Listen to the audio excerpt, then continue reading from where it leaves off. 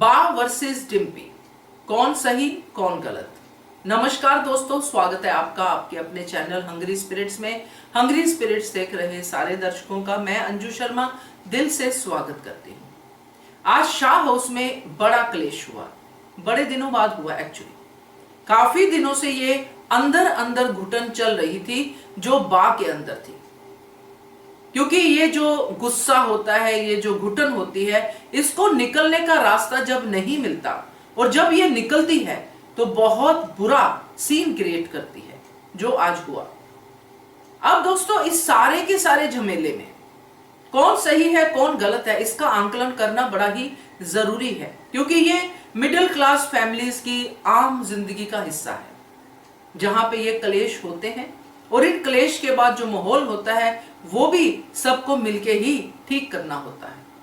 तो चलिए इसके ऊपर चर्चा करते हैं। पहले वही निवेदन, जिन्होंने अभी तक चैनल को सब्सक्राइब नहीं किया है कर लीजिए, साथ में दोस्तों बेल आइकन दबाइएगा ताकि आपको हमारे वीडियोस के नोटिफिकेशन मिलते रहे। तो बा ने डिम्पी को देखा टीटू के साथ, और बा ने अपने दिमाग में जो पहले से ही सोच के रखा था कि डिम्पी घर से बाहर जाएगी तो गुल खिलाएगी। बा पहले से इस बात के लिए प्रिपेयर्ड थी कि ऐसा कुछ हो जाएगा, और बा ने ये नहीं देखा कि डिम्पी क्या कर रही थी, टीटू क्या कर रहा था, दरवाजा ठीक कर रहे थे। वो देखे बिना ही बा ने जो पहले से सोचा हुआ था उसी को शब्द देने शुरू कर दिए। डिम्पी और बा में पहले भी नहीं बनती थी, मगर बीच में बनना शुरू हो गई थी। फिर से अब जो स्थिति हुई है उसमें बड़ा वाला क्लेश हुआ। अब बा जो है बड़ी है घर की, इसमें कोई दो राय नहीं है, मगर बा ने बड़े होने के सारे दायरे यहां पे क्रॉस कर दिए। अब यहां पे बहुत सारे सवाल बा की तरफ उठते हैं कि जब वनराज के ऊपर प्रॉब्लम हुई, जब सब लोग नाच गा रहे थे समर की डेथ के बाद और समाज खुद घर पे चल के आ गया था, तब बा ने वनराज को नहीं समझाया कि समाज है, मत नाचो मत गाओ, ऐसा नहीं होना चाहिए। तब उसको यही था कि मेरा बेटा ठीक हो रहा है, और ये बा की साइकी शुरू से ही है। ये जो बुजुर्ग उस समय के थे, जिस समय की बात दिखाई है ना, उस समय पे बुजुर्गों का बेटों के प्रति ऐसा ही प्यार है। बहुत अच्छी बात है कि किसी किसी घर में ऐसे बुजुर्ग हैं, जैसे कि बापूजी हैं, जो बेटा बेटी को बराबर समझते हैं, बेटा बहू को बराबर समझते हैं। मगर बा जैसे एग्जाम्पल मोस्टली घरों में है, कुछ कह पाती है कुछ नहीं कह पाती है, मगर ये डिस्क्रिमिनेशन अभी भी इस हिंदुस्तान के परिवारों में है। आप अगर अपने इर्द गिर्द झांकोगे, किसी के तो घर में भी होगी कि बेटे और बहू में डिस्क्रिमिनेशन। ऐसी सासें होंगी, कुछ सासें वोकल है, बोलती हैं, लाउड बोलती है जैसे कि बा बोलती है, कुछ जो है अपने तरीके से चीजों को बिगाड़ने में, बहू को दुखी करने में लगी रहती है, जैसे कि मालती। तो ये तो है, बट यहां पे जिस शाह हाउस को हम देख रहे हैं, जिस बा को हम इतने दिनों से देख रहे हैं कि बा बहुत अच्छी अच्छी बातें कर रही है, बा बहुत अच्छा कर रही है, मगर एक्चुअली बा की जुबान बहुत खराब है। जब बा को क्रोध आता है तो बा अपनी जुबान पे कंट्रोल नहीं कर पाती है, जो भी दिमाग में घूम रहा होता है वो सब बोल देती है। अब ये पूरे केस में बा ने जो एक बड़ी बात कही, बाकी तो बा कहती रहती है, जो समर वाली बात कही कि समर का अंश दे और जा, ये बहुत ज्यादा बिलो द बेल्ट बात थी। इससे एक चीज डिम्पी को क्लियर होगी कि ये बा अभी भी मेरे बारे में वही सोचती है, मुझे झेल रही है तो समर के बच्चे की वजह से। और ये बात बहुत गंभीर है दोस्तों, बा को ऐसा नहीं कहना चाहिए था। अब बा तो ऐसी शुरू से ही है। बा जब तानों पे आती है तो ना तो उसने कभी अनुज को बख्शा है, ना कभी अनुपमा को बख्शा है, अनुपमा को तो बद्दुआएं दी। मगर फिर भी मैं ये कहूंगी कि बा जैसी कैरेक्टर्स जो है वो मिलती हैं हमें आम जिंदगी में, कम ज्यादा हो सकता है मगर मिलती हैं। और ये कैरेक्टर्स एक दिन उबलती हैं तो पीछे के जो होता है ना बैगेज लेके उबलती हैं, क्योंकि जो वो चाहती है वो नहीं हो रहा होता है, और कहीं ना कहीं इनका एक सर्टन दायरा होता है। जो मैंने जितने भी बुजुर्गों को मैंने देखा है अपने घर में अपने बाहर, उनका एक सर्टन दायरा होता है, मैं और मेरा परिवार, मेरा बेटा। तो ये बा का एक सर्टन दायरा है जिसमें वो पहले से बहुत डिस्टर्ब है तोशू और केंजल को लेके। फिर डिम्पी का अनुपमा के साथ उसके घर पे जाना, वो भी उसको तंग कर रहा था, जो बा ने आज कहा। तो ये सारा बैगेज उस एक सीन की वजह से निकला जो बा नहीं देखना चाहती थी, डिम्पी और टीटू का सीन। तो इस पूरे के पूरे चंक में चाहे बा का बैगेज हो, चाहे बा का कुछ भी हो, मगर दिल से कोई कितना भी अच्छा हो, जैसे बा कई बार हमें दिल से अच्छी है ये दिखाई देती है, सामने आके वार करती है दिखाई देती है, षड्यंत्र नहीं करती है दिखाई देती है, मगर जुबान गंदी है तो उसका फिर कुछ भी अच्छा नहीं लगता है।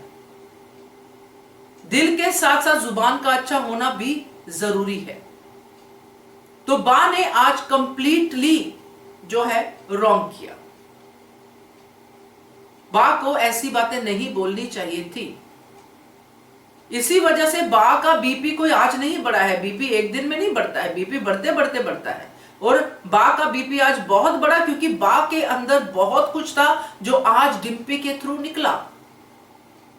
हो सकता है बा के मन में वो भी हो जो वनराज को वो कह नहीं पाई कि समर की डेथ हुई है तो हम नाच गा रहे हैं, नहीं कह पाई क्योंकि वनराज बीमार है, बेटे के मुंह में नहीं कह पाई, मगर अंदर तो हो सकता है। तो ये सारा बैगेज निकला और बड़ी बुरी तरह से निकला। अब बात करते हैं डिम्पी की। डिम्पी गलत नहीं थी दोस्तों, मगर गलत हो गई और डिम्पी को अपनी गलती का एहसास भी हो गया।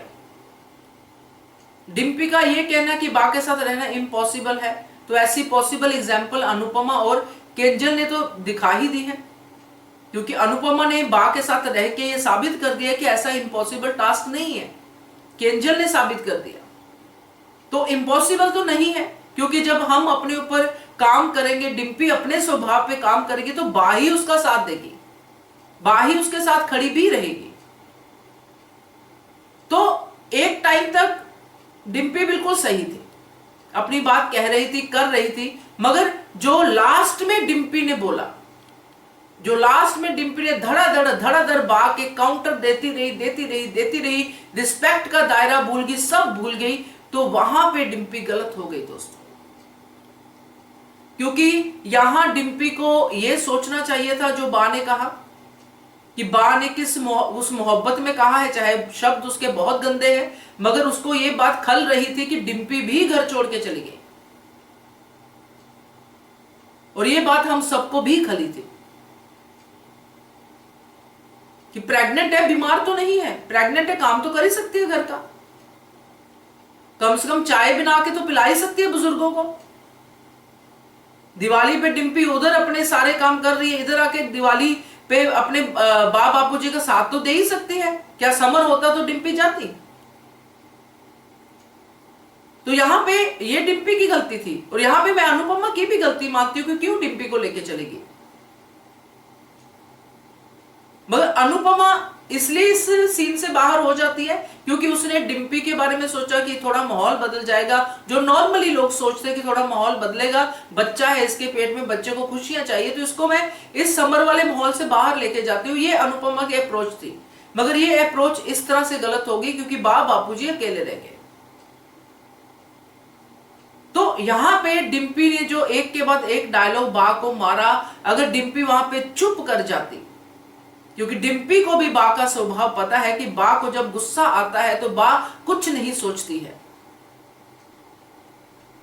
वहां पे डिम्पी अगर सब्र रख लेती, जो बाद में भगवान से सब्र मांग रही थी कि मुझे सब्र आ जाता तो अच्छा था, मुझे थोड़ा सिद्दक सब्र सिखा दीजिए, जो बाद में वो पछता रही थी, पहले उस बात का ध्यान रखती तो बा बेहोश नहीं होती। तो एक लेवल पे डिम्पी को भी सोचना चाहिए था। डिम्पी का बार बार बा को कहना कि मैं भी चली जाऊंगी, नहीं अपने बच्चे को लेके चली जाऊंगी, इतना हैमर ऑलरेडी बा के ऊपर आ चुका है कि तोशू जा रहा है, केंजल जा रही है, समर जा चुका है। तो ये जो चीजें हैं दोस्तों, ये बुजुर्गों को बहुत टॉन्ट करती हैं, क्योंकि उनकी उम्र है जाने की।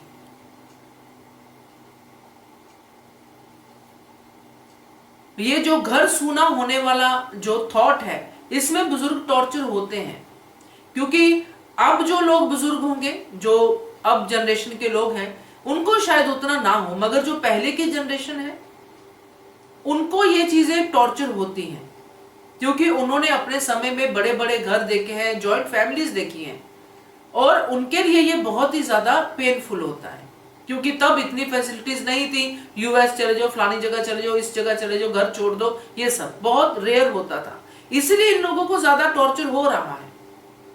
और अब तो ये एग्जाम्पल हर घर में है कि न्यूट्रल फैमिलीज हो गई हैं। तो ये सारी चीजें जो है इस सीन में दिखाई गई है कि बुजुर्ग इस पूरे के पूरे सिनेरियो से कैसे टॉर्चर होते हैं। और एक बापूजी हैं जो कह नहीं पाते हैं, एक बा है जो बहुत कहती है, और इस सब में कहीं ना कहीं बच्चों को भी समझना चाहिए कि बड़ों से कैसे बात करनी चाहिए, और एक लेवल पे अपनी बात रखो, मगर अगर आप टोन डाउन करके भी बात रखोगे, बाद में भी बात रखोगे, तो बात बिगड़ेगी नहीं, बनेगी। तो मेरे हिसाब से बा ज्यादा गलत है, डिम्पी कम गलत है। एक समय पे डिम्पी गलत हुई, वहां पे उसने अपना आपा बुरी तरह से खोया और वो गलत था, इसलिए डिम्पी को खुद भी बाद में पछतावा हुआ कि मैं ही चुप कर जाती। तो दोस्तों, मुझे तो ये पूरा का पूरा सीन काफी ज्यादा लगा कि ऐसे scenes normally middle class family में, जॉइंट फैमिलीज में देखने को मिलते हैं। जब दो लोग लड़ते हैं तो उनको बिल्कुल अपना दायरा समझ में नहीं आता है, सिर्फ गुस्सा समझ में आता है, और गुस्से में वो एक दूसरे को बहुत कुछ बोल जाते हैं और बाद में फिर पछताते हैं, और फिर सॉरी वॉरी भी हो जाता है, सब हो जाता है। तो ये था मेरा कहना। बाकी आप लोग भी अपनी राय दीजिएगा कमेंट बॉक्स में। Keep watching hungry spirits channel. Thank you so much. Subscribe to our channel by clicking the subscribe button. Click the bell button and enjoy the latest uploads from our channel.